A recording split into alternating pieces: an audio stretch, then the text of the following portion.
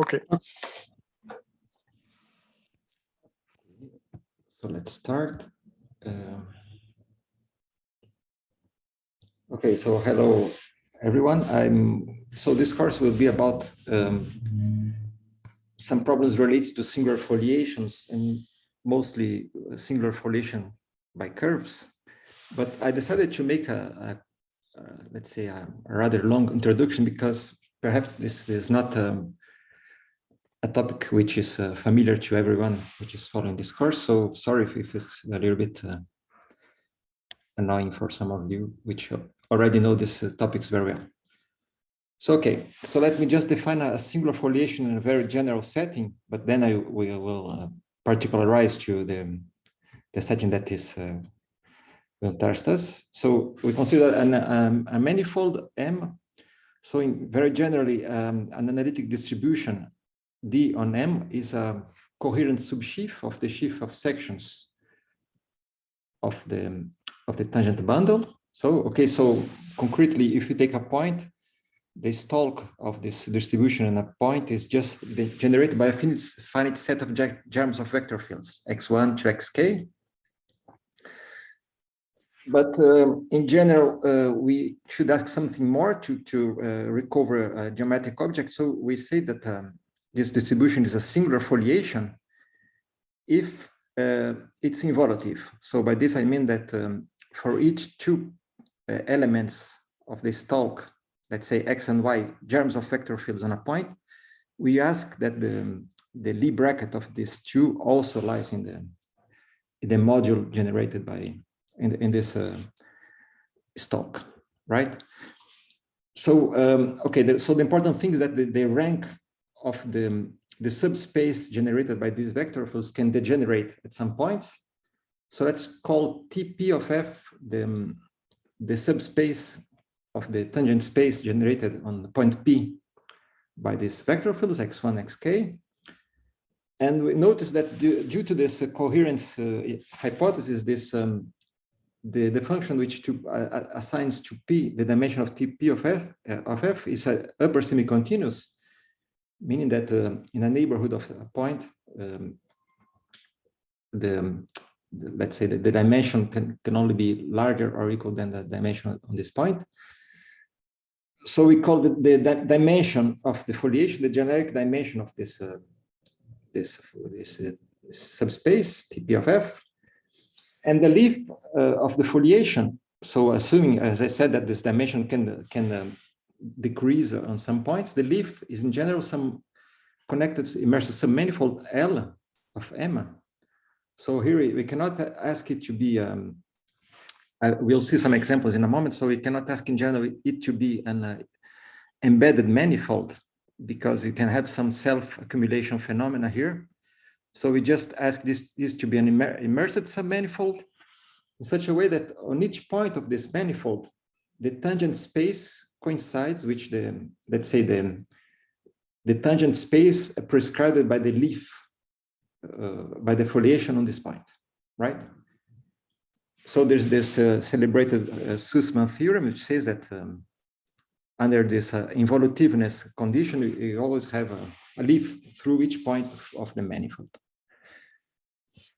Well, in the particular case where let's say the dimension is locally constant, you can apply this this particularities to the classical Frobenius theorem, which says that if let's say near a point P, the foliation defines a subbundle of the tangent bundle, meaning that the dimension of the tangent space to the foliation is constant. There are coordinates such that you can locally present your foliation, the leaves of the foliation, as the level sets of the last D coordinates, right? So let's say the local picture is like this. Well, but of course, we are more interested in this course in the case where the rank degenerates. So let me just give an example here. Let's say consider the foliation generated by x d over dx plus y d over dy and d over dz, right? So in this case, you have just a sort of open book foliation like this. where, let's say, most of the leaves are two-dimensional, but you have this red line here, which is a one-dimensional leaf of the foliation, right? So if I are along the z axis, the rank of the tangent space is one dimension. Okay, so just to reassure you, we are not going to consider the general case because it's too difficult, at least for me. And we are mostly interested in the case of foliation by curves.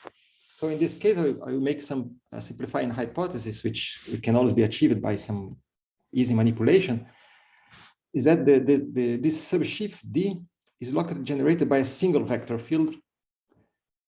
And so we can present a singular foliation by curves in let's say, a more in an alternative way as something defined by a finite collection of pairs, ui and delta I, where ui is an open covering of the manifold M, and on each subset of this open cover, have some analytic vector field delta I, right?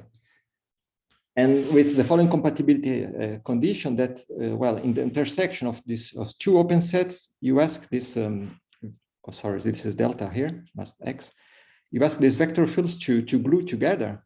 So by this, I mean that you have them some unit, some non-zero analytic function defined on the intersection, non-vanishing analytic function, sorry, phi Ig, such that you have this compatibility condition between the vector fields. So this should be delta I, right? So each delta I will be called a local generator of the foliation. And more generally, we will maximize this choice by thinking that each vector field with domain some open set of the manifold is a local generator if it agrees with one of the elements of this collection up to multiplication by a unit, right?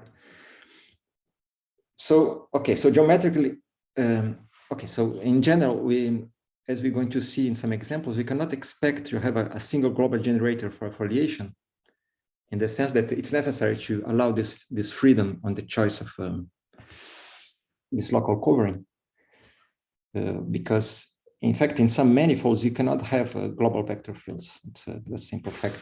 For instance, in the projective plane. So geometrically, so foliation is given by, let's say, you can think of this as in this way. You have this, let's say, two open sets here, and we say that the solution curves in one open set glue with the solution curves on the other. On the second open set up to reparameterization of time, right? So in fact, the multiplication by this unit here can be interpreted as saying that you have the freedom to reparameterize the solution curves by changing the time, right? Well, in the real analytic setting, so these things that I'm saying to you work both on the complex and the real analytic setting. But in the real analytic setting, we usually ask something more. We ask this reparameterizations to preserve the orientation, right? So by this, I mean that if you have, so in the real setting, let's say that these curves are parameterized by time t increasing. I note this by these arrows here. And by asking this unit to be strictly positive, you just ask to have the same sense of let's say from let's say here from the left to the right on both open sets, right? So you preserve the orientation of this one-dimensional curves. Well, so let's just recall that a vector field in local coordinates. So if you fix local coordinates, a germ, a vector field, a local generator can be written in this way, where A1, AN are analytic functions. And we're going to define the singular set of a foliation as the set where both, all these functions A1, AN vanish, right? So the singular set is the vanishing locus of the ideal generated by A1, AN. So notice that by my definition, this doesn't depend on the choice of the local generator, because if you choose another generator, these functions, let's say this germs A1, AN, get multiplied by a unit. So this doesn't change the, let's say, the singular locus. And well, let me just give some simple examples, very, very simple, but which I think are more or less related to other subjects which are going to be covered in this semester. So, okay, the simplest example is the one-dimensional vector field. So here you have this vector field on the line, and the zero set are just the zeros of the singular set are just the zeros of this function f, right? So you see here that I have several leaves. You have this one-dimensional leaves, and let's say the singular set corresponds to zero-dimensional leaves, which are singular points. Well, now a simple two-dimensional example where I take let's say this radial vector field, and I multiply by a function f, which has a radial symmetry. So, well, I've written this example to show to you that we are going to consider also the case where the singular set has codimension 1, right? So in this case, you can see that whenever f vanishes, you have this circle, which is entirely formed by singular points. And outside, let's say outside the singular points, you have a sort of a very simple local behavior, because you have this flow box theorem. We're going to see it in a moment, but essentially it's the Frobenius theorem in the case where the foliation is of dimension 1, which says that locally, you can just say that the foliation is given by a set of parallel lines, right? Well, so as I said, we are not going to exclude the case where the singular set has codimension 1, but in some references, people like to work with the so-called saturated foliation, where you can prevent this the appearance of this codimension 1 analytic subset components in the singular set by just dividing out, right? So if you assume that all the coefficients of your vector field have a common factor, in this case f, you can divide out and consider let's say, a foliation which has a singular set of codimension greater or equal than 2, just by factoring out this common factor. Okay, but we're going to see in a moment that it's important for us to consider also non-saturated foliations. Okay, so in this case, you see that by considering the saturated foliation, you're just going to connect these leaps, which in principle are disconnected by the singular set. Yes, Daniel, may I ask a question? Yeah. Yeah. So in your example, f is an analytic function, right? Yeah. So its zero set does not accumulate to 0. Yeah. So if you work on germs, you could consider f does not vanish at all, anyway. Yeah, yeah. So yeah, here I'm just giving a sort of global example. Okay. Yeah, but you're right in this case. But of course, if you put yourself in this in the neighborhood of this point, for instance, right, then you have a non-zero, a singular set of codimension 1. Yeah. Okay. Right. Okay. So in the example 3, I'm going to. I think it's interesting because I'm going to take the previous example and add this red term, which is let's say a perturbation, which adds a rotational component in the vector field. So here, by adding this rotational component, in some sense, you change completely the dynamics, because now the leaps are no longer closed, right? Except the ones which are given by the let's say the circle. This is this level, the sets f equals to 0. But outside the sets, you see that the foliation, the red ones, they spiral around the origin and approach asymptotically each one of these circles, right? So we're going to, I think we're going to see more about this on the course of Patrick, these are typically what you call the limit cycles, right? So these are leaves which are closed, but which are approached by non-closed leaves, right? So these are these red leaves here. And in fact, you see that there's some. This is one important thing, is that the two previous examples are, let's say, quite different in terms of the topology of the leaves, but in fact you can obtain one of these as a limit behavior of the other ones. Let's say if you take the previous example and you add a small, let's say a parameter epsilon here, right? So now I'm going to interpret this as a vector field in dimension 3 with variables x, y, and epsilon. And what you get here is a typical singular perturbation problem, right? So you see that so epsilon here is this transversal axis, red axis. So when epsilon equals to 0, we recover the example 2 with this invariant, let's say this singular sets of dimension 1. But when epsilon is positive, you have this cylinders, which are entirely formed by limit cycles, by periodic orbits, which accumulate on these singular sets as epsilon goes to 0, right? So in this case, as I said, you have some family structure, because epsilon should be considered as a parameter here, and this vector field, this foliation, in fact, each one of its leaves preserves as what you call an invariant fibration given by parameter equals to constant, right? So each leaf lies inside one of these planes given by epsilon equals to constant.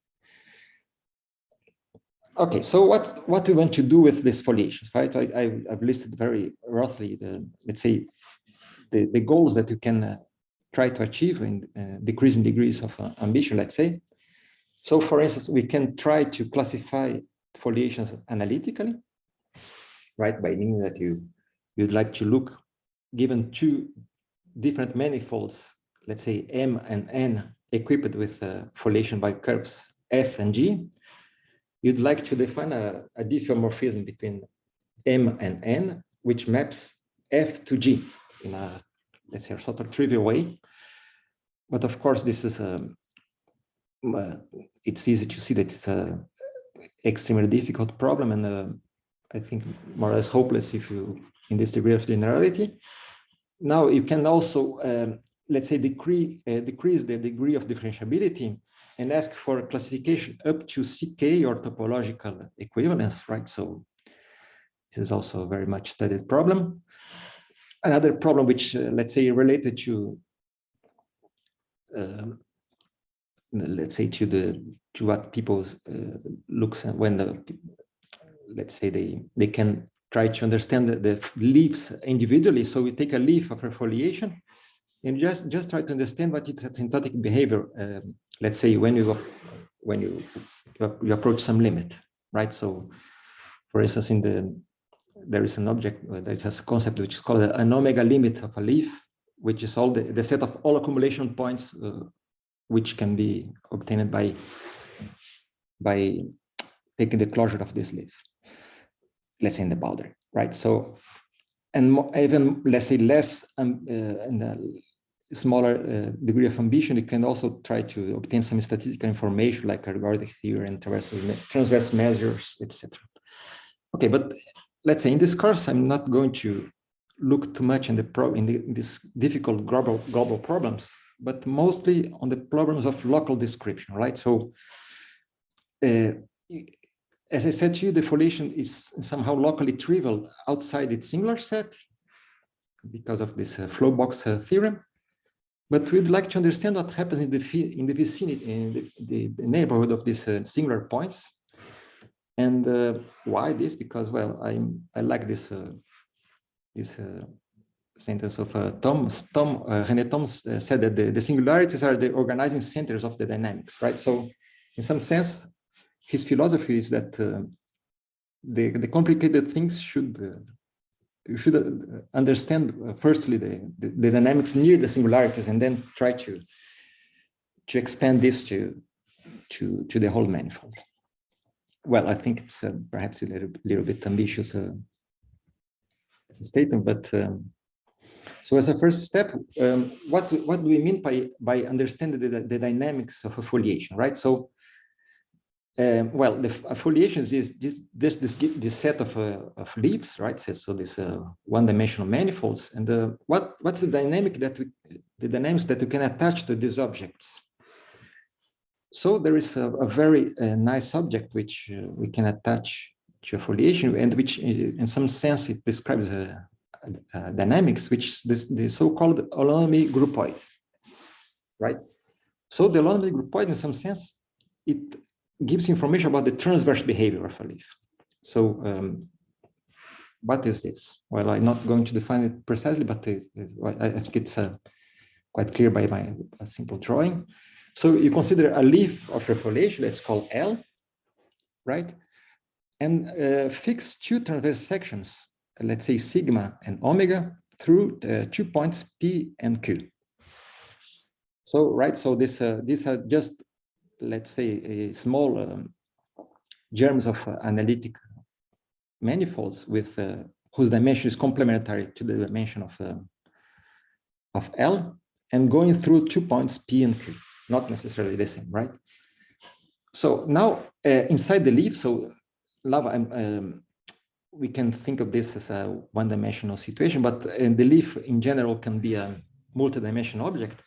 So now we fix inside the leaf a path going from P to Q, right? So you have a path. Imagine, for instance, that the L could be a torus. So in a torus, you can have several ways to go from one point to the other. So we fix one of this path, and the idea is that you can leave this path from P to Q to all nearby leaves, right? So this is simply because if this path is, let's say, it's compact, right? So you can cover it by some finite set of open sets, and such that on each open set you can apply the Frobenius theorem, right? So this foliation has a trivial local description in one of these sets, and then by gluing out, you can lift any path from P to Q to all nearby leaves. So here I've just drawn a nearby leaf by this dashed line, right? And the idea is that when you lift this path to the nearby leaves, you have a diffeomorphism, which you call the holonomy map, which goes from the germ, so the holonomy germ, or more precisely, which goes from the section, the transverse section sigma to the transverse section omega, germified on the point P. And of course, in this context, since it's given by the gluing of these local charts, which are of course, they lie on the same differentiability class of the foliation, you have just a germ of an analytic map from the section sigma to omega, right? So now imagine that you have this, you can cover your foliation by many transverse sections like this. And for each one of these transverse sections, you can, for each one of these pairs of transverse sections, and for each one of these paths that I can choose, I can define this object holonomy, right? And then the word groupoid, which I used here, sorry, the word groupoid that I used here is because, in fact, you have a sort of partial composition property, because suppose that you arrive from the point P to the point Q, and then you have another path from the point Q to the point R, then you can compose these two holonomies to have an holonomy from the point P to the point R, right? So a groupoid is, in some sense, is as a group, but with a partial composition, operator. So in this sense, you see that these holomorphisms, these holonomy maps, they codify the behavior of the nearby leaves, right? So if you want to understand what happens to the nearby leaves, you just compute this. But what happens now if you put a singularity in the middle, right? So the problem is that now if you try to attach this holonomy groupoid to singular foliations, you also need to understand what happens near the singularities, right? So suppose that instead of having let's say, a nice path on the leaf from a point P to a point R, you have a path which goes near a singularity, as I illustrated here, right?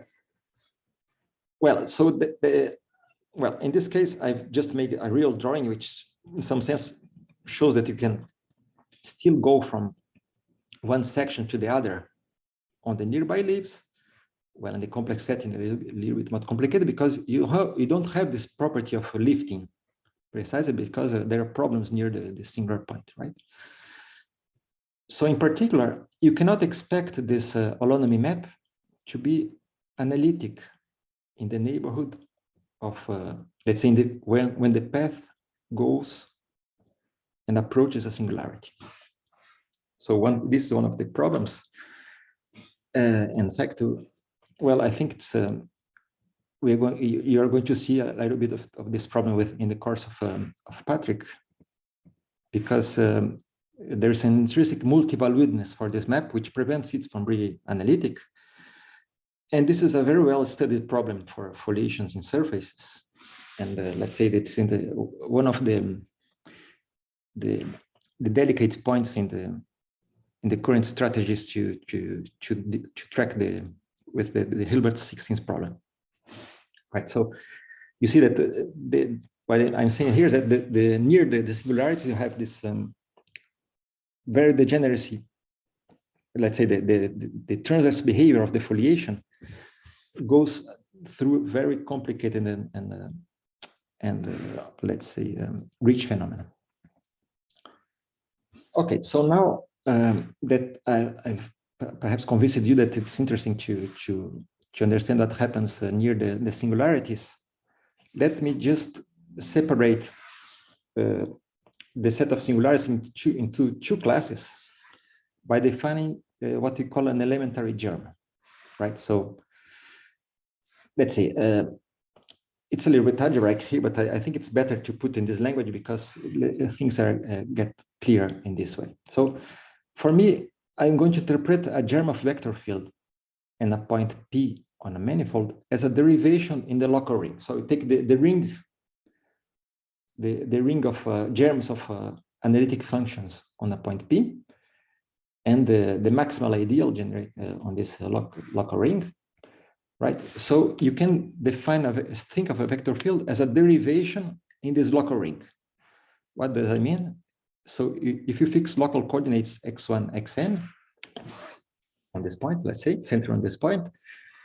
So as I said, a vector field can be written as a sum. So this a1 d over dx x1 plus etc. plus an d over dxn. And well, you can think of this as a differential operator, which acts on a function f just by taking the partial derivatives of f with respect to x1 and xn and forming this sum, right? So of course, this is a differential operator, and of course, this defines also more generally a linear endomorphism on this local ring because it's a linear, let's say linear with a C-linear map. But it's a derivation because it satisfies this the Leibniz rule, right? So if you compute the derivative, this endomorphism applied on the product of f by g, you have the usual Leibniz rule. So now I'm going to identify the derivations of this local ring with these vector fields, and well, this let's say just another way of seeing a vector field, which will be a little bit convenient to us. So a germ, as I said, a germ of vector field is singular. Now I'm fixing a point P if A1, AN lie all on the maximal idea, right? So this simply means that A1, AN vanish on the point P. But now as looking at the associated linear operator given by delta, this also can be interpreted as saying that the derivation stabilizes the maximal idea. It's completely equivalent to this. Okay, so a germ of vector field is singular if it stabilizes the maximal ideal. So the ideal generated by x1, x2.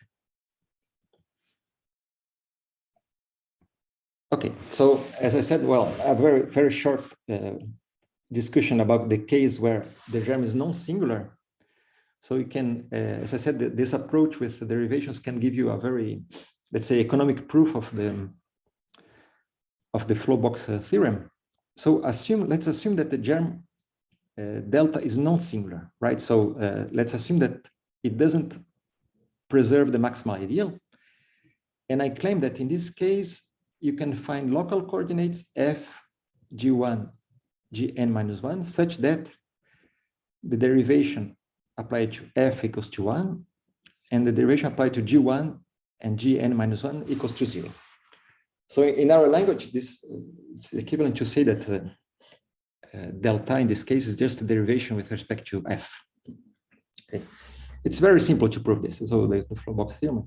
So just choose a local coordinate f on the maximal ideal such that delta f is not in the maximal ideal, so it's a unit u, right? So now I'm going to make a small simplification, but you can fix this.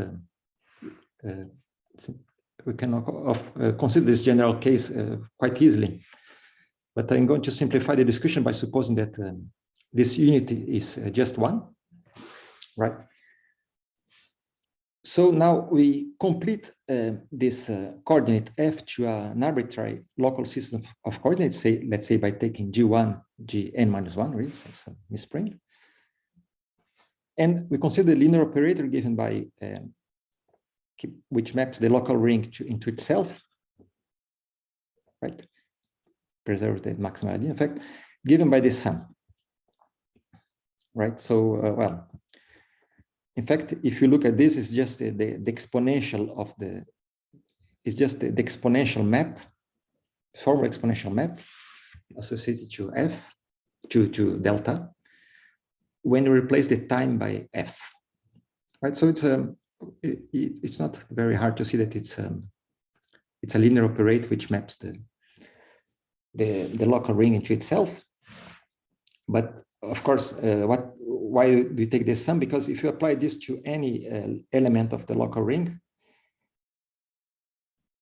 and then you take the derivation, you get an element which lies on the kernel of delta. Just because you have just a sort of telescopic sum here. Okay, so now if you modify your initial system of coordinates by taking f and phi of g1, phi of gn, you have the system of coordinates satisfying these conditions on the number sheet. So Daniel, you claim that the sum which defines phi is convergent in some sense, right? Yes. Okay.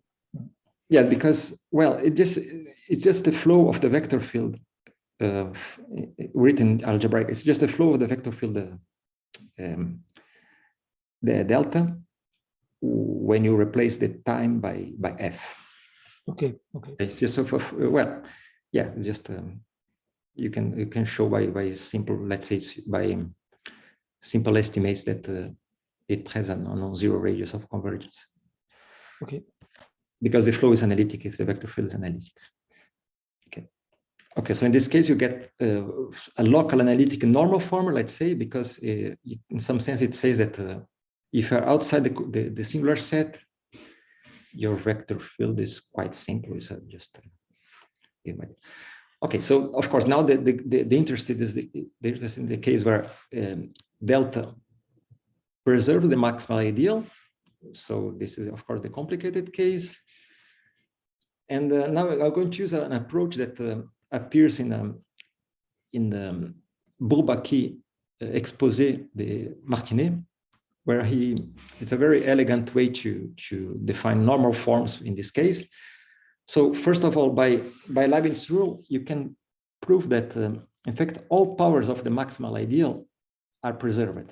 In some sense, delta preserves the filtration of the local ring given by the powers of the maximal ideal. So this is just a consequence of the Leibniz rule for each k natural number. So this means that if you take this jet spaces given by the quotient, by the successive quotient of the local ring, by these powers of the maximal ideal, so these are just finite dimensional C vector spaces, and delta by restriction induces an endomorphism on each one of these jet spaces. And moreover, this let's say that let's call delta K each one of these endomorphisms. And moreover, of course, this is always compatible with the projections. So if you project from the jet space GK to the jet space GL, then you can make, let's say, a commutative diagram which says that the action commutes with the projections.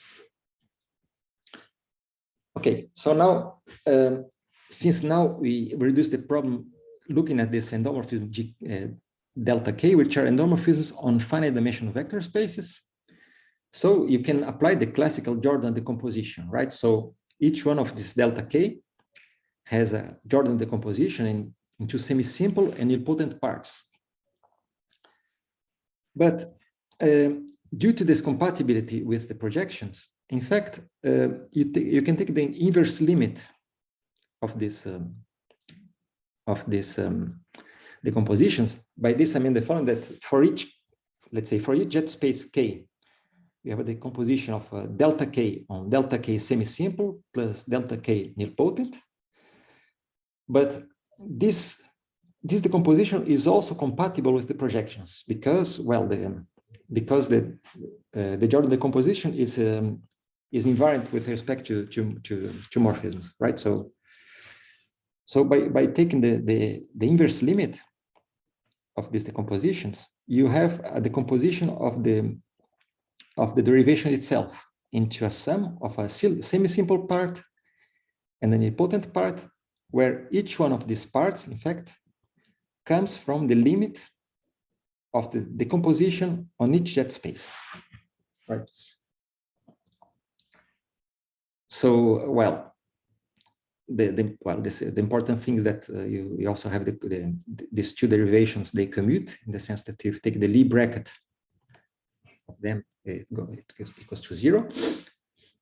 So delta S is semi-simple, so it means that its restriction to each one of these jet spaces is diagonalizable, okay, over C at least, over the complex. And the restriction of each one of these nilpotent parts, the nilpotent derivation to each one of these jet spaces is nilpotent, meaning that a sufficient high power of this endomorphism vanishes, restricted to each jet space. Okay, but the degree of nilpotency depends, of course, on the jet space that you consider. Well, now it's perhaps a little exercise to prove that delta S and delta N are also derivations, because it's not automatic by the Jordan decomposition, but they are derivations. But now there is a delicate point here, because as I said here, this magic word here is the cruel completion, by which I mean that when you take this decomposition, you have to take an inverse limit of the composition on each jet spaces. And this does not guarantee at all that these two objects here are analytic, right? So you have, let's say, what you lose in this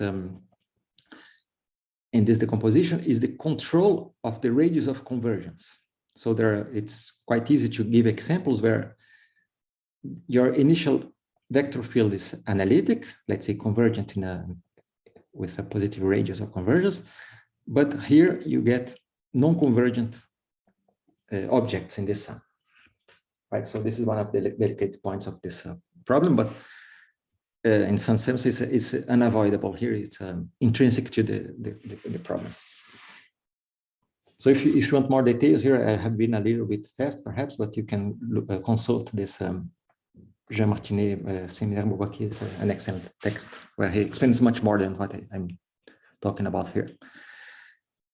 Okay, so how do we use this decomposition here? Because, well, now as I said, by the semi-simplicity, each jet space has a direct sum decomposition in graduated parts, where each graduated part is given by the functions, let's say the jets f, such that delta f equals to alpha f, right? So this is just the eigenvectors associated to the eigenspace alpha.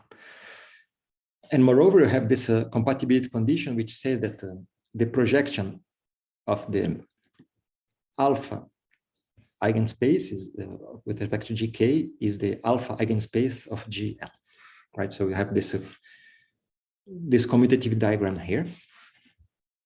We're going to see it in a moment, but now, so after this, let's say algebraic discussion, I'm going to define what I call a elementary germ. So a germ of vector field is elementary if one of these two conditions, the following two conditions holds, either it's non-singular, right? So in appropriate coordinates, as I said, it doesn't preserve the maximal ideal.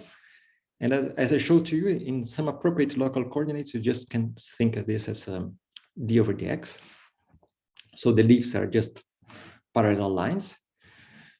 Or in the case that you have invariance of the local of the maximal ideal, I require that the semi-simple part is non-zero. Okay, so elementary means either that the maximal idea is not preserved, or that the maximal idea is preserved, but in the Jordan decomposition, the semi-simple part is non-zero. Okay, so how do we use this second property here? So in some sense, it allows us to simplify the expression of the vector field by the so-called Poincaré normalization theorem. But so what does it say? It says that if you have let's say it's a general thing that's you can always find formal coordinate systems such that the semi-simple part is diagonal, right? So it means that up to a formal change of coordinates, you can always suppose that the semi-simple component of your derivation is diagonal, right? So, well, this is, let's say, more or less expected because you know what does it means to be a semi-simple endomorphism. But the interesting thing here is that you define this diagonalization by, let's say, by in a jet by jet by an iterative procedure. Like let's say you diagonalize delta s initially on the, let's say, on the jets on the one jet space G1, and then you extend this diagonalization by correcting the error when you go to G2 and then to G3 and so on. So this is an iterative procedure. Well, perhaps I can give you an idea if you're interested, but in fact, if you truncate this on a finite level, you have a perfect analytic object, but the problem is that when you when you pass to the limit, you cannot guarantee that this procedure converges, right? So we just have formal coordinates. And what appears that in these coordinates where delta s is diagonal, you can very easily describe this direct sum decomposition. So I recall that you have let me just go back a moment. So I recall that you have this direct sum decomposition of GK in weight components for the semi-simple part, right? So the eigenspaces, and this pass to the limit, of course. And in the particular case where you find coordinates where the semi-simple part is diagonal, so it's very easy to describe this eigenspace because they are simply generated by the monomials. So let's say the weight alpha eigenspace is simply generated by the over C by the monomials of the form x1 to the power kn, xn to the power kn, such that let's say this the inner product here of k with lambda is equal to alpha. right? So okay, so why we call this normalization? Because once you have this semi-simple part written in diagonal terms, then you have this weight decomposition, which is quite simple because it's generated by monomials, and the nilpotent part at the same time get quite simple because what happens? Let's say I'm just going to write the equation which says that the semi-simple and the nilpotent part should commute, right? But in a, let's say in a nice way. So delta n should commute avec delta s, right? Because semi-simple and nilpotent parts should commute. So how do we expand this? Well, I'm going to use what I call the Lie algebra of diagonal vector fields. So you take the set of vector fields which can be written in this way, right? So sum of mu I xi d over dy xi. So this forms a Lie C subalgebra of the algebra of vector fields, which is abelian, right? So you have each two elements commute between them. And this, I'm going to use it later on the course, so I'm going to just give a name. So this is what they call a maximal torus subalgebra of the derivations. It's a torus because it's the Lie algebra of a maximal torus. It's a maximal torus on the set of automorphisms. And now using this Lie algebra, is quite easy to give an expression, an expansion for the nilpotent part, because if I assume, as I made in the theorem of Poincaré, that the semi-simple part is already an element of this Lie algebra, then the commutative relation implies that the nilpotent part can be expanded. Let's say now I'm going to make a sum. So this is a multi-index sum on the exponents. And for each exponent k, I choose, let's say, an element of this toral algebra. And the condition, well, I've erased this. And the condition of commutative simply means that the monomial x to the power k should lie on the kernel of the delta s. So it simply means that the x, that lambda inner product with k equals to 0, or which we usually say that these x to the power k are resonant monomials of the vector field, right? So this is an expansion. So well, there's a little cost when you force this writing here. We eventually can have some negative exponents here, because you see that in this toral algebra, I'm forcing the appearance of x I d over dy. And so in some sense, we can have some negative exponents here. But well, this is, let's say, they appear in a well-controlled way, because at the end, the nilpotent part should be a derivation in the local ring. So it means that it's not meromorphic, it's just it's a form of, it preserves the completion of the local ring. Okay, so just to be concrete, I'm going to give an example to show how we can use this to understand the transverse behavior of a foliation, right? So the goal is to understand as I said, the transverse behavior of foliation now using the normal forms, right? So let me just give the example in this classical case of a saddle. So what we call a 1-1 saddle is a derivation in dimension 2, which starts with, let's say, a term like this.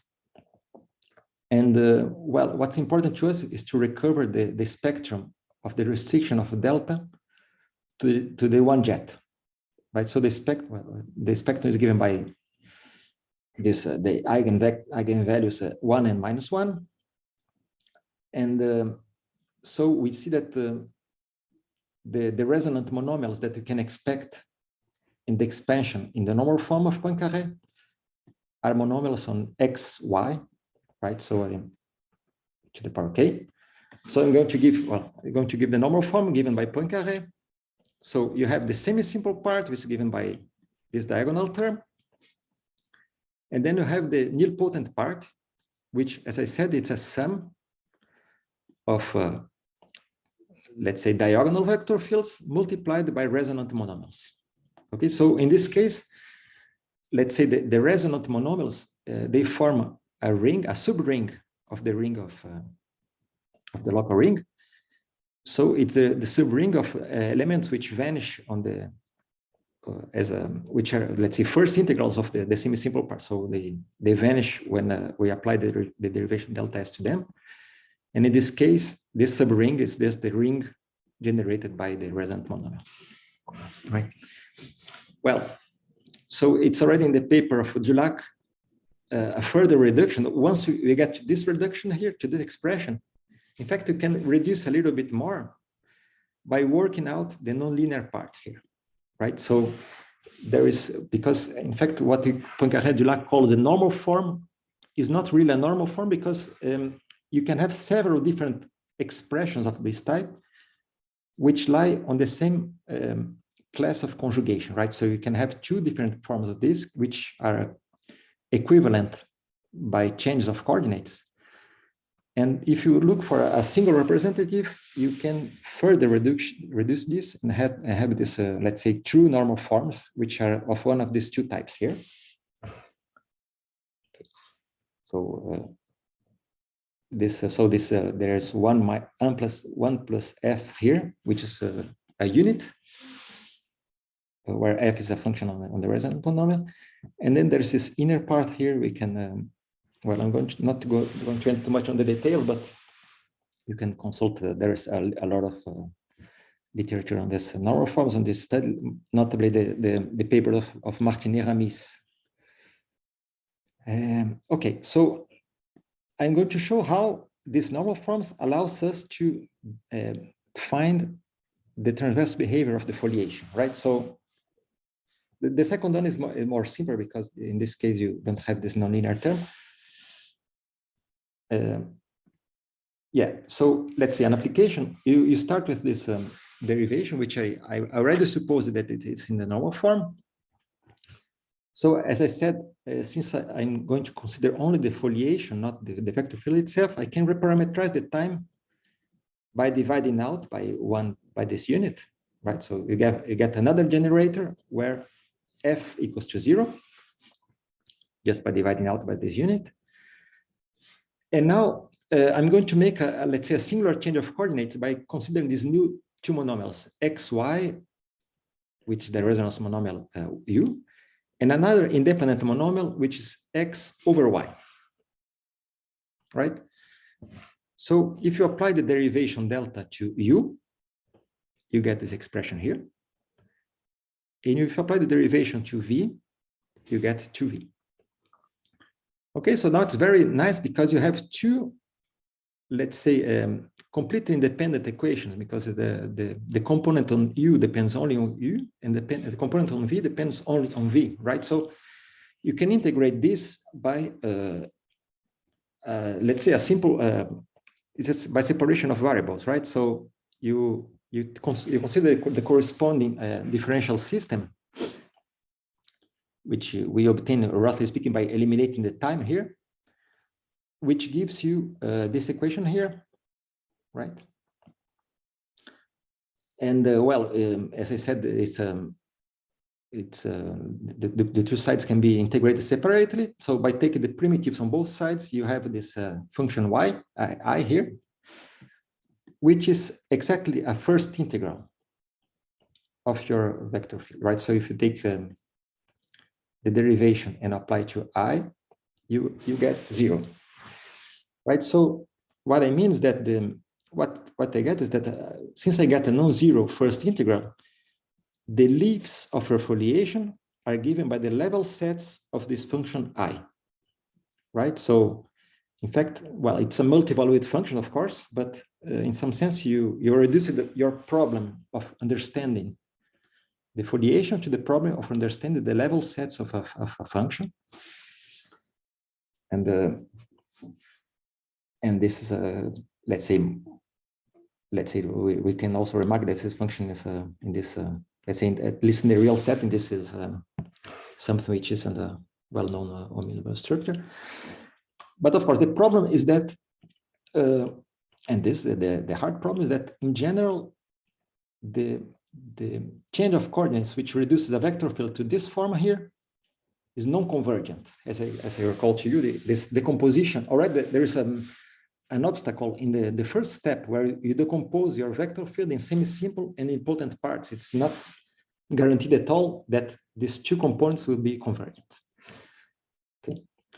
But one of the features of the Poincaré normal form is that if you are able to show that there is an analytic change of coordinates which reduces you to this normal form, then automatically you have an integral, a first integral which is lies on a nice, let's say, quasi-analytic class. Well, another example: if you have a more general lambda mu saddle, then the spectrum is given by this, right? So, of course, now if you allow the freedom of choosing lambda and mu, you can have situations where there is no resonant monomial at all. So here I've drawn the plane of monomials lambda L, KL, sorry, this line given by lambda K plus mu L. So of course, the resonant monomials x to the power K, I to the, y to the power L corresponds to the point, to the integral points of the line on this line, right? So if this line has an irrational slope, so there is no resonance monomials. So if lambda over Q over mu is non-rational, the Poincaré normal form is simply given by the semi-simple part, right? So this is what we call a formally linearizable vector field. And the first, well, say, assuming that, let's say, the very favorable, nice case where you can obtain this by an analytic change of coordinates, then the first integral is simply given by this multivalued function.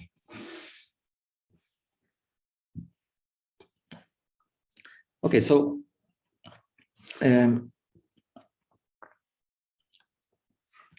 you have two saddles with different eigenvalues, lambda mu and lambda prime mu prime, you cannot differentiate their phase portrait over R2. They are more or less all the same one, like this, right?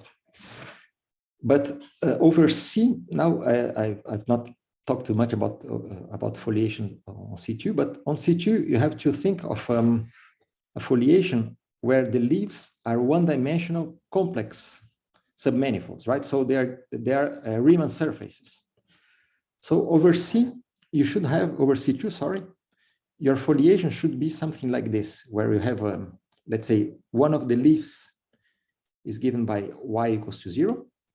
The other leaves are sort of chimneys like this, which spirals out over this center. Well, of course, this is very approximate picture because you should draw this in 4 real dimensions. But in some sense, there's an accumulation phenomena here, which in fact, it allows us to differentiate even topologically the case where lambda over mu is different from lambda prime over mu prime.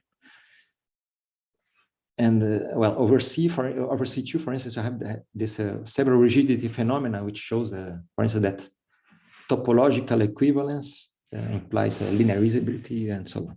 Okay, not going to enter too much in this topic, but sorry if I'm, yeah, I think today I'm only going to make some general remarks. Huh? So as I said, if you want to understand the transverse behavior of a foliation in the neighborhood of a saddle, there are two. Recall that I told you about this holonomy groupoids, right? So these are transition maps between two transverse sections. So in some sense, you have two types of holonomy maps which you can consider. In a saddle point, you have this corner transition map where you fix two transverse sections through the y-axis and through the x-axis. And you consider this map here, which is usually called the coordinatization map or the Dulac map.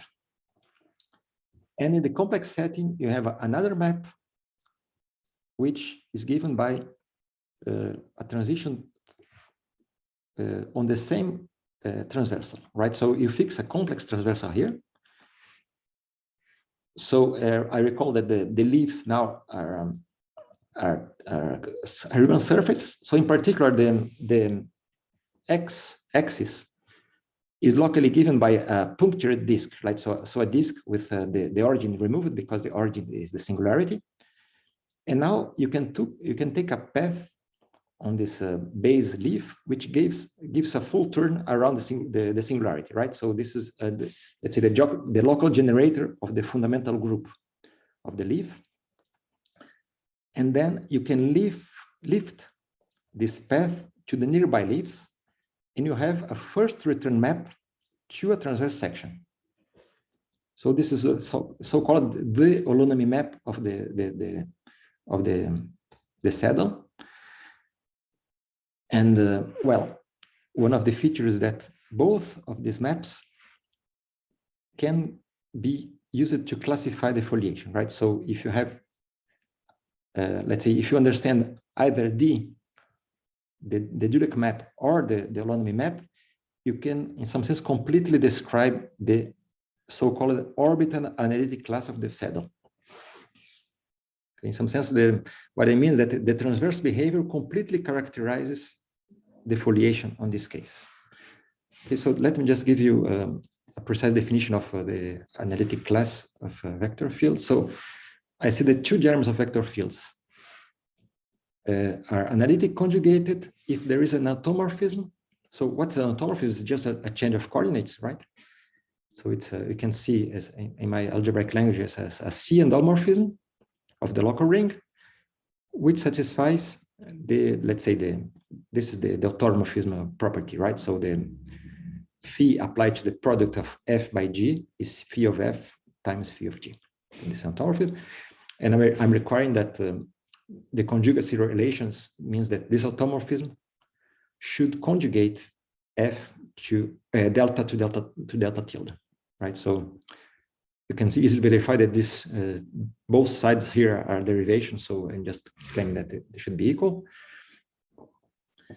And now a more general, let's say a more weak type of equivalence is when we see the two germs of vector fields are orbitally analytically equivalent.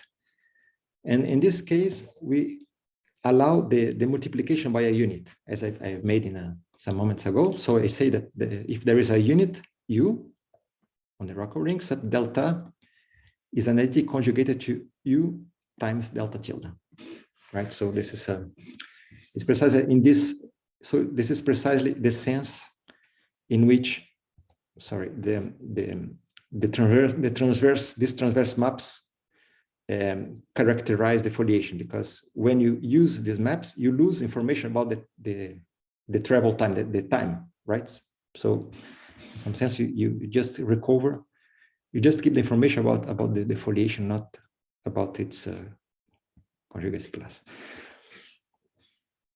Okay, so there are, well, I'm going to give you this small drawing, say that this holonomy map, so the second one that I've written here, in fact, it can encode very, very complex phenomena, since it can show that any diffeomorphism, any germ of diffeomorphism of C, preserving the origin, can be realized as the holonomy map of a complex saddle.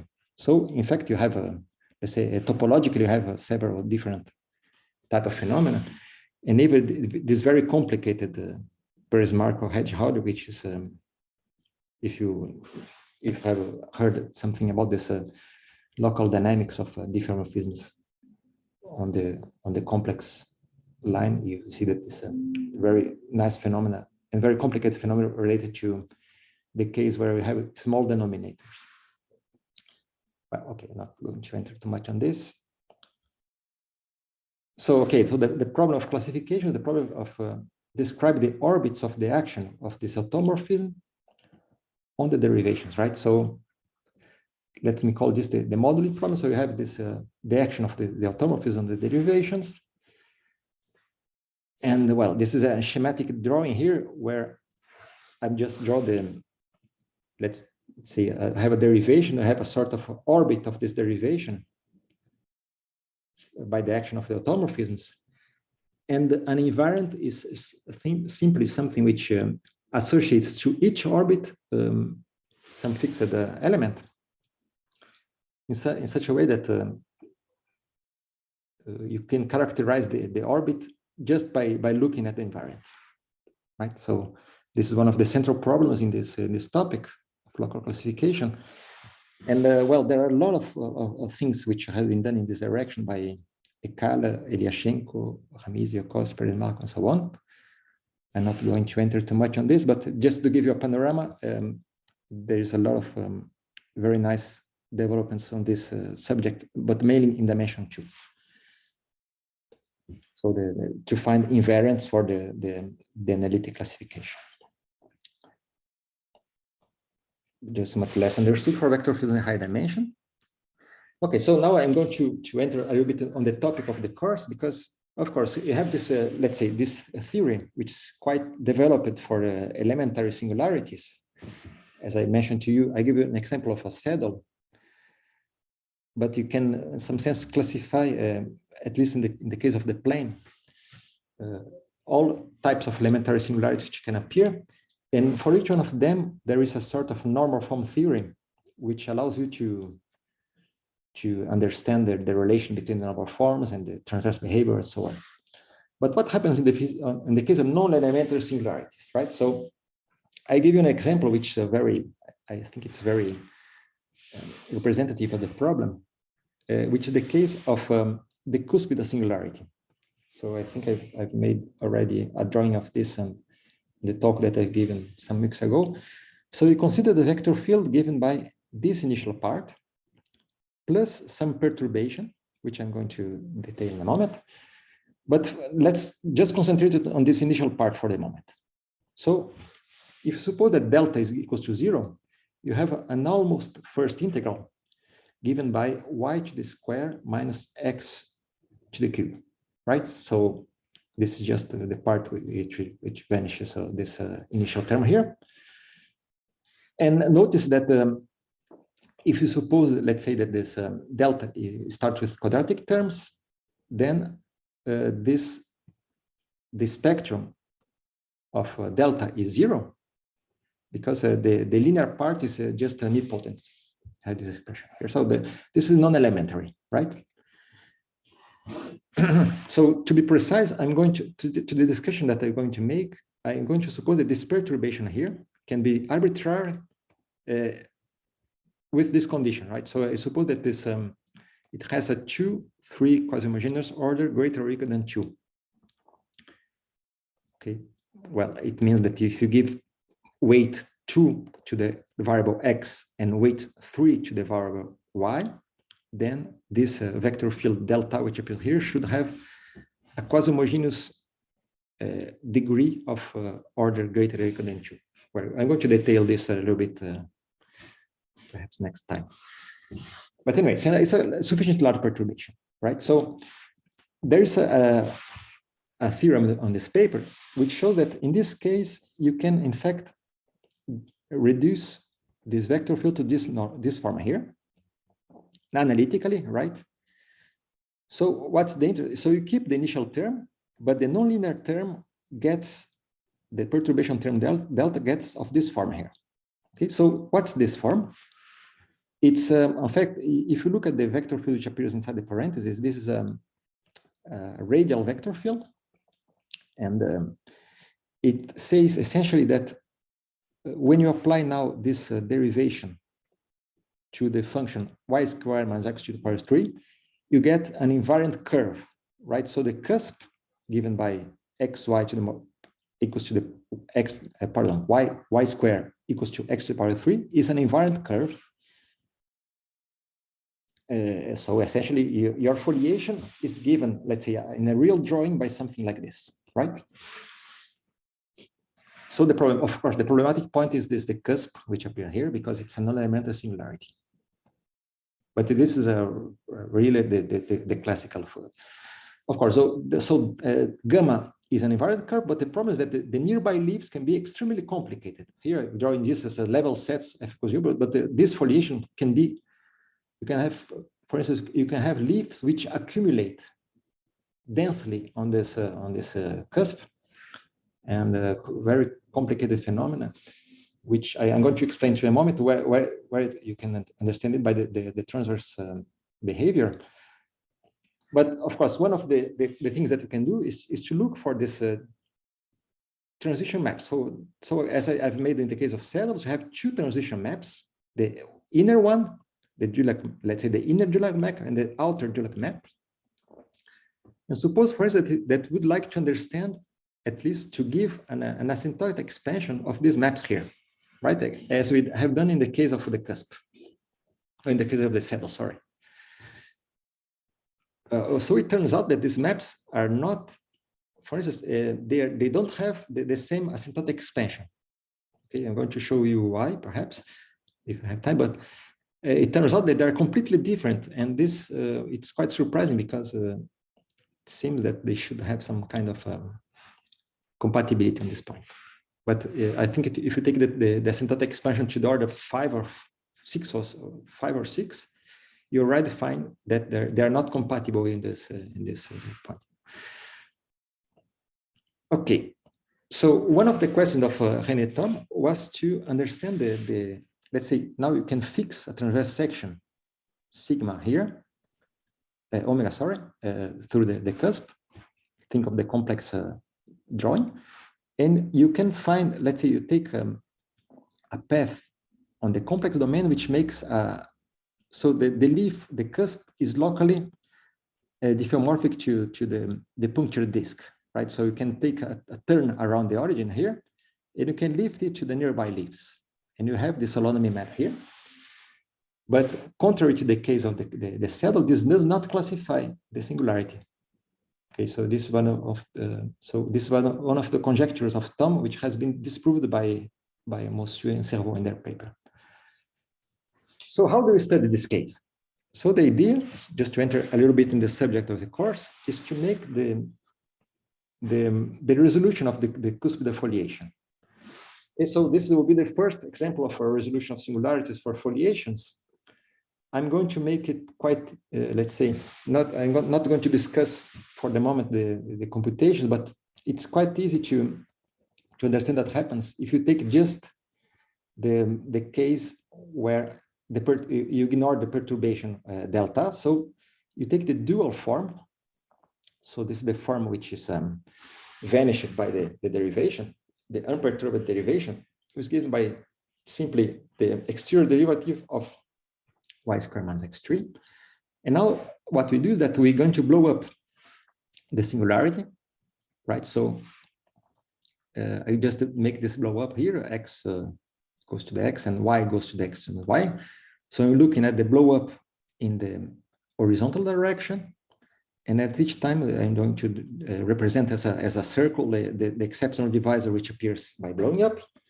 So in the first step you get this expression here, right? So just factor out x to the power of y, and now you see that the cusp becomes a parabola here, right?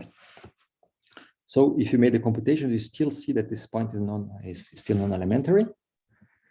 You make a second blow up on this intersection point, and now you have a new divisor which appears, which is this green one, right? And the cusp now becomes a line given by y minus x equals to 0. And now you see that there is this monomial which accumulates outside the parentheses. And let's say the differential form, this is the dual of the differential forms which I find the foliation here. Now, it's still not elementary, so you make a third and last blowing up. And now what you observe is that you have created these 3 exceptional divisors, each one of these given by one of the blow-ups.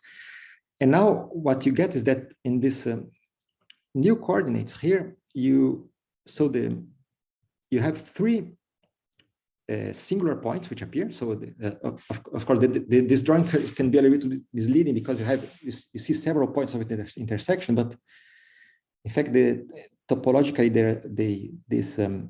let's say these divisors, they intersect only on 2 points here, which I denote by 3, 1, and 1, 2, because these are 2 saddle points, and this is the radio of the eigenvalues on these points. Okay, and finally, this cusp also gives you a third saddle point here, whose radius of eigenvalues is 1/6. So now you have transformed your problem in the problem of having 3 singular points, but each one of them is elementary. It's a saddle point. Okay. So now go back to the problem now to study these transition maps, right? So you have this Dirac map, the inner map and the outer map. But when you do the blow up, of course, you don't touch this transverse section because they are far from the singularity. But in my schematic drawing, they are still cutting the blue line transversally. But now you have this transition here, right? So this is the outer section, this inner section. But you have to remember that when you do the blow up, in fact, at least in the real setting, you can interpret this as adding a Moebius band, right? So you can, how can you transit from this outer section to the inner section? So in fact, in this case, you have this way of going up. Okay, so this is one of the paths that give you the transition. And now I make a more schematic drawing where you have to see that each one of this, the neighborhood of each one of these divisors here is a sort of Moebius band, right? So I'm going to draw, don't have to understand completely this drawing, but these are the paths that appear, right? So you see you have a transition between right and left. So this is from a paper that I have written with Rosari. And okay, so the idea is that you can recover the moduli of classification also by a transverse holonomy map. But now there are two. In fact, there are two transitions that will appear here. So in this left, I have draw the divisor, the orange divisor. And you see that there is these 3 singularities here, right? So the saddle, which comes from the cusp, and the 2 saddles, which comes from the intersection of the divisors, the exceptional divisors, right? So now you fix any point which is outside these 3 singularities, right? So on the complex domain, each one of these divisors is given by a copy of the projective line. So it's a sphere,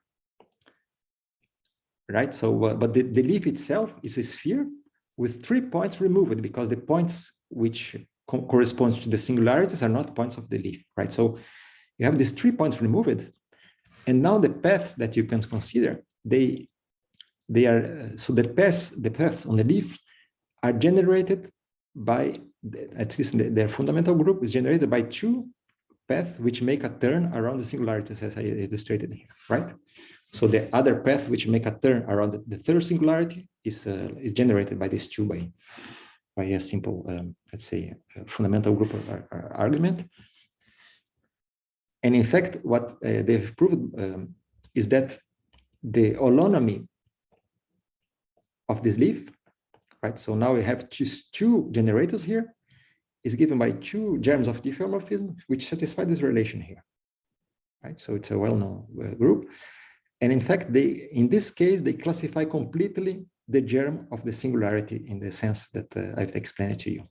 So two germs of cuspidal singularities are orbitally equivalent if and only if the group of vanishing holonomy, which is defined as this, is conjugated by an analytical diffeomorphism. Okay, so okay, so just to summarize, the idea is that you see, we start with a non-elementary singularity, and by blowing up, we obtain this a configuration where all singularities are elementary. And now we can recover the transverse behavior by studying, let's say, the foliation and how it's organized in the neighborhood of this configuration here, right? So, well, of course, one of the message that I want to stress is that contrary to the case of, let's say, the classical case of resolution of singularities, once you achieve the situation where the singularities are elementary, you're not finished at all. I mean, the problem is, it's another problem which starts because there is very, very complicated and rich phenomena which can appear even when you achieve this elementary singularities, right? So my claim is that this is the best that we can hope for. I mean, so let's say, what's the problem of the resolution of singularities for foliation by curves, right? So I'm going to perhaps finish by enunciating these things. So we cannot talk about resolution of singularities because, in fact, I'm going to show to you that you cannot expect to eliminate all singularities of a foliation, but I prefer to talk about elimination of the nilpotent locus, right? So what I mean by that? So we consider again a foliation by curves on a manifold M. So we call the nilpotent locus of this foliation the set of points where the germ of the foliation is generated by a germ which is non-elementary, right? So my claim is that this is an analytical, depending on the setting, it's an analytical on an algebraic subset. Why? Because, well, you can characterize the set of nilpotent germs by saying that there are points where there are points which are such that the germ of a local generator preserves the maximal ideal, and moreover, if you consider the action on the first jet, you have this endomorphism here is nilpotent. So of course, being nilpotent is an algebraic condition which it's given just by saying that all coefficients on the characteristic polynomial vanish, right? So these are perfectly analytic conditions which characterizes the nilpotent locus of foliation. Okay, so another way to characterize the nilpotent locus of the foliation is the set of points P such that when you look at such that the derivation preserves the maximal ideal, and moreover it's nilpotent when restricted to its jet space, right? So the derivation restricted to the k jet space is nilpotent in the sense that there exists an n such that delta k to the power n vanishes. So it's another way to characterize algebraically, analytically this nilpotent locus. Okay, so just to formulate what we hope to obtain, I'm going to add another structure to this setting. So we have a pair M, F, and now I suppose also that this manifold is equipped with a normal crossing divisor E, right? So we are going to say that the foliation is adapted to E if each irreducible component of the normal crossing divisor is invariant by the foliation. What I mean by that? I mean that let's say locally we fix a point P on a manifold. Let's say delta is a local generator of the foliation, and F is an equation of an irreducible component of E.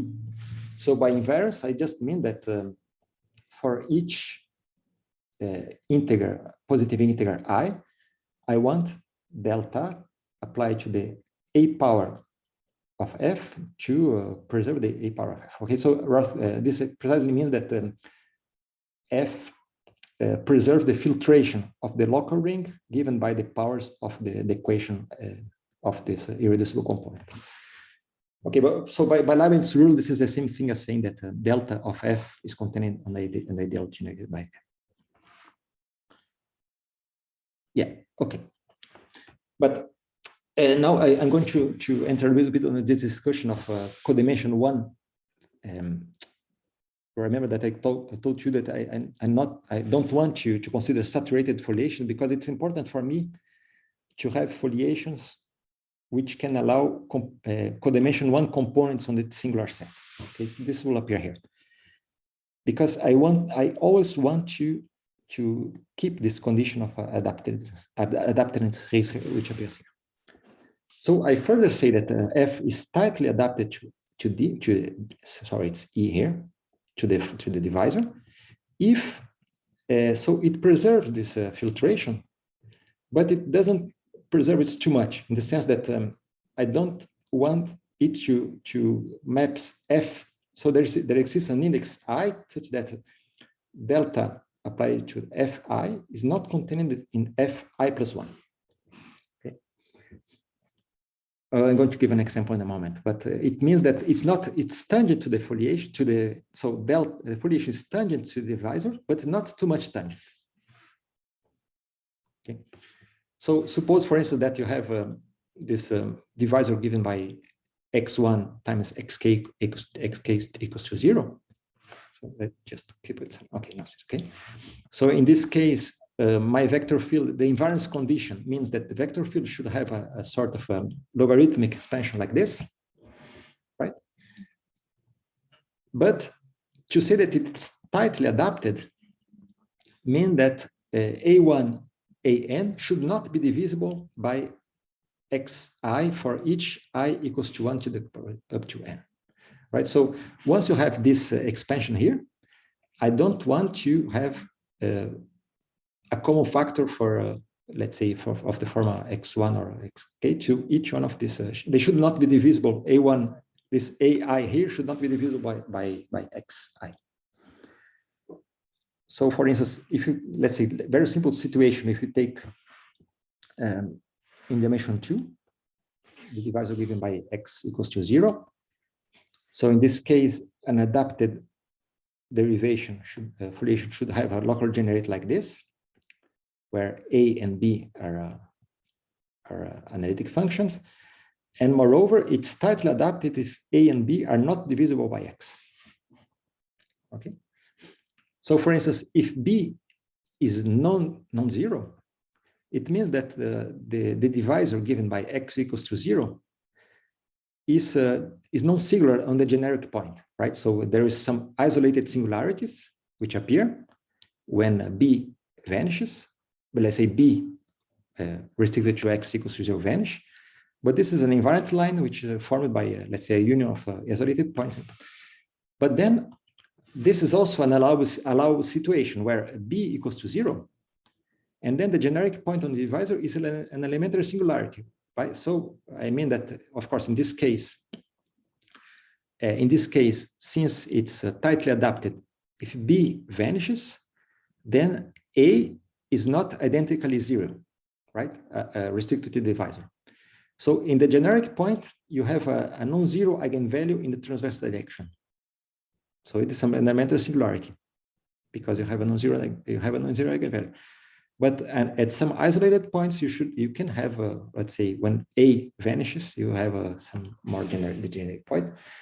But this is just to explain to you that if you require the foliation to be tangent or adapted to a divisor, you should allow the existence of codimension 1 components on the singular set.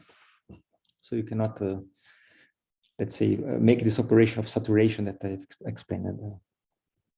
Because if you saturate this foliation here, it should correspond to divide by x, right? So the foliation should become generically transverse to the line, to the vertical line. Okay.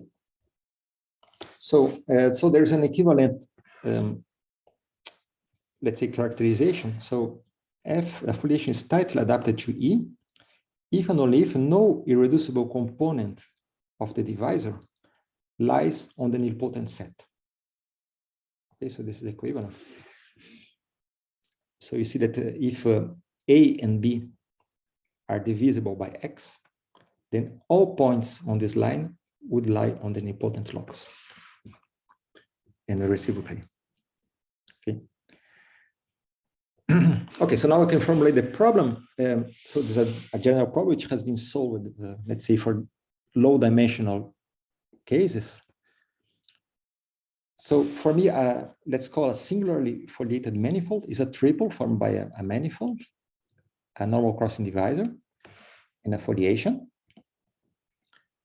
Such that, so this is a requirement that I'm going to make from the start, is that the set of nilpotent points, the nilpotent locus has codimension greater or equal than 2. Okay, so I recall that the set of the singular set itself can have components of dimension of codimension 1, but the nilpotent locus, which is of course contained in the singular set, the nilpotent locus has codimension greater or equal than 2. So this is not a very big restriction because, as I said to you, this can be achieved by a procedure of local division. But even if you don't assume this condition, we can obtain a resolution of singularities by just, in some sense, taking care separately of the case where this nilpotent locus has codimension by using the usual Hironaka's theorem. But anyway, I'm going to assume this, which can always be achieved by, let's say, by local division, by saturation. The problem is to show that for each relatively, this is a classical formulation, let's say, for each relatively compact subset MOF, there exists a finite sequence of blowups such that first requirement, it's the center of each blowup should have normal crossing with the divisor and should be contained in the nilpotent locus. Okay, so this is let's say, for us, it's important requirement because I don't want to touch the points where, let's say, where the foliation is already simple, elementary. And in such a way that the nilpotent locus of this last triple here is empty. Right, so this is should be the perfect goal, let's say, for the resolution of singularities.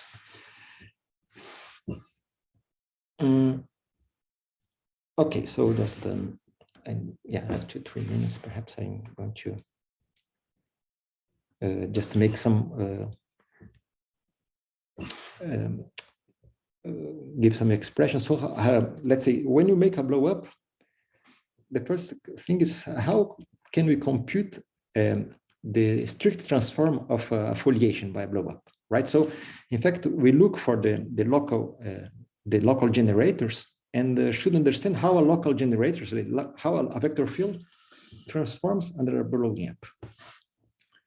So in fact, to make these computations, it's very useful to work in the logarithmic basis. So you take this, the basis, which is given by x1 d over x1, dn, xn d over xn. And also suppose that you make this substitution here, which corresponds to a blow up in the x1 direction, right? So the idea is that with this, this expression transforms in a very nice way, contrary to the case where we consider just the basis d over dx1 dxn. So it's interesting to consider this because, in fact, this is the case where you have this logarithmic basis, it transforms in a linear way. Okay, so for instance, the first component becomes x1 d over dx1 minus x2 d over x, so xn d over xn. And all other components are preserved. Okay, so this is perhaps an exercise to make this computation here. It can also be done in terms of the dual logarithmic basis. So if you consider these dual forms here, which are the forms which they're the forms which are dual to this logarithmic vector fields, and you can take the pullbacks of these forms under these maps, and you have the dual forms of these vector fields here, and you can show that it's they have this form. You can make the computations also using this. yeah, so yeah, I'm going to. So for instance, in the very simple case of a linear saddle, let's show that you cannot eliminate the singularity at all by blowing up. So take this saddle here, so lambda, arbitrary saddle, lambda mu positive. And let's make this blow up with in the y direction. And what happens is that, as I said, it's already in the written in the logarithm basis. So this d over dx becomes d over dx minus y dy. And the second term here is preserved, right? So you see that by regrouping the terms, you get another saddle whose eigenvalues are simply lambda and lambda plus mu, right? And if you do the same blow up in the other direction, let's say in the y direction, you get this new saddle with this eigenvalue. So of course, this is the drawing that we would like to do here. Let's say if you write things in schematically, right? So you have this this saddle, the initial saddle, and by blow up, you get two new saddles, okay? But of course, if you can iterate this procedure as much as you want, and you're always going to get two saddles by blowing up, right? So this is an elementary singularity which cannot be destroyed by blow-ups. Okay, let's consider the case of a node. Okay, so this is the case, let's say, where you have two eigenvalues of the same sign here. Suppose that ρ is positive. Yeah. So now there are two situations here. Assume that ρ is positive, greater than 1, ρ is smaller than 1, and ρ equals to 1. Right. So in the first situation, you get a node on the x direction and a saddle in the y direction. In the second situation, you have you change the both. And in the third situation, where the ρ is equals to 1, then we get what we call the so-called the critical situation, because you see that in this case, in fact, the solution curves, the leaves of this foliation are just lines through the origin, and these lines they become transverse to the exceptional divisor by this blow up. And of course, in this case, you create an exceptional divisor which is entirely composed of singular points. So again, in this case, you see that you cannot eliminate the singularity at all if ρ is irrational, let's say, because in fact, when you do this map here and you follow you always follow the node. In fact, you're just following the continuous fraction expansion of ρ. So it is infinite if ρ is not rational. Okay, well, I think I'm going to finish with this example. So in the case of saddle nodes, just to give an example also of so you take the blow up, and let's say you take m directional blow ups in the x direction. So by iterating the procedure that I've explained to you, so this x d over dx by after m blow ups becomes x d over x minus m y d over dy, and the second terms is preserved, and there's this monomial here which is the same. So you realize that you can make as much blow ups as you want, and this is a completely stable model. So in this case, you see that you have a single non-zero eigenvalue is given by the vertical direction, but in some sense you cannot hope to improve this any better. For instance, asking for to get two non-zero eigenvalues. So this is by this stability, you see that this is a completely funny model, and it's completely understandable if you try to draw the phase, let's say the solution curves, because you see that this you have a phase portrait which is like this, right? So this is the phase portrait of this saddle node here, right?